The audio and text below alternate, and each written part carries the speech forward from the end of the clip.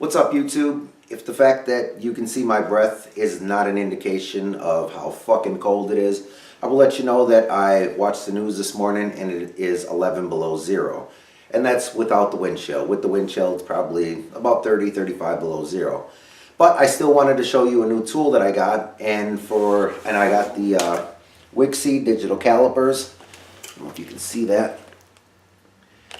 And for people that are new to woodworking, I wanted to give a few examples of how beneficial having a digital caliper can be in a woodworking shop. Now, I understand that in woodworking, not everything has to be super precise. All your cuts don't have to be exact. And with, the change in temperature and the change in humidity, you're also going to get expansion and contraction, shrinkage and stuff like that. So even if your cut is perfect at the beginning of the year, if like Wisconsin you go through a variance of temperatures, it's probably going to change anyway. But I'm a firm believer that the closer you can get to a perfect cut at the very beginning, it's always beneficial.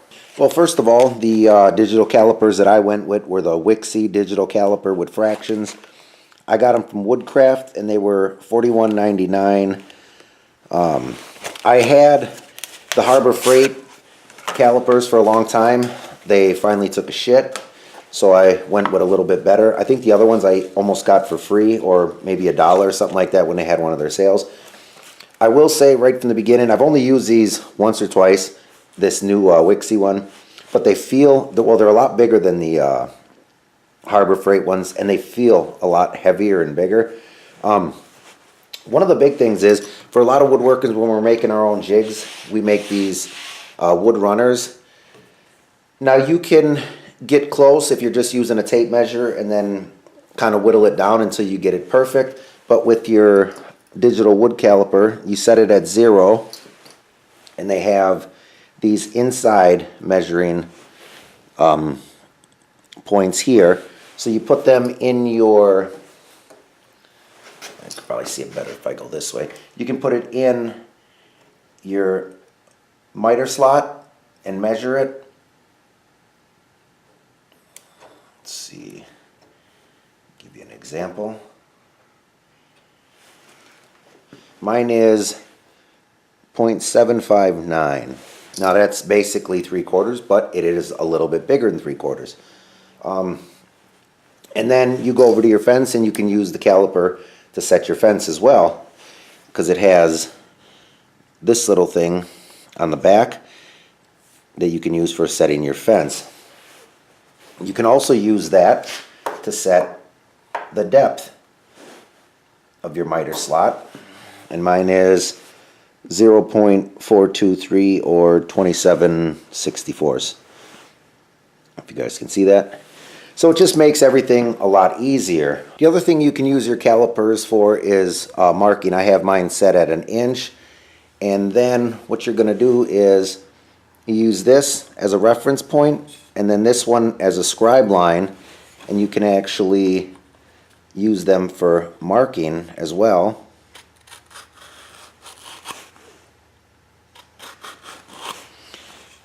And I don't know if you can see that, but it'll give you a super nice precise line, and that's exactly at 1 inch.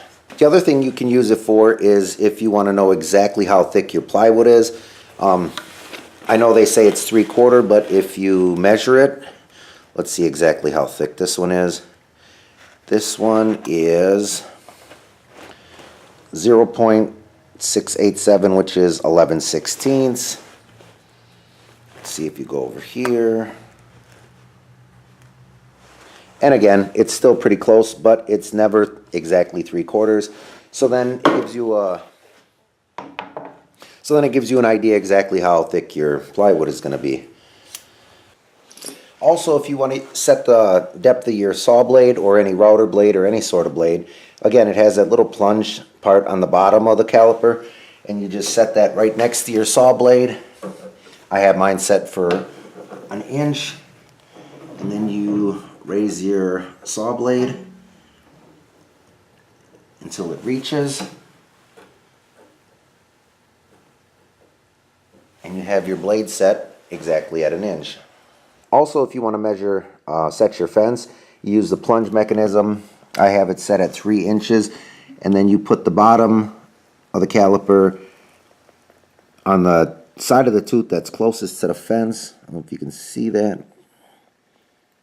And then when you set your fence, that'll be exactly 3 inches. Gives you a perfect setup.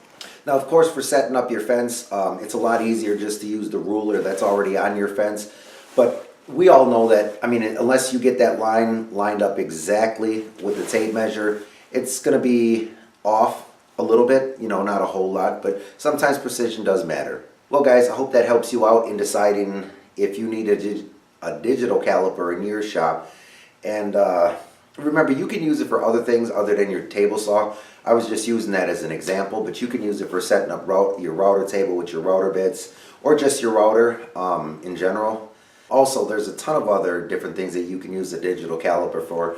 So, I mean, if you guys have any ideas, put them in the comment section, you know, so hopefully if other people are reading the comments, they'll get more ideas of what they can use the digital caliper for in woodworking.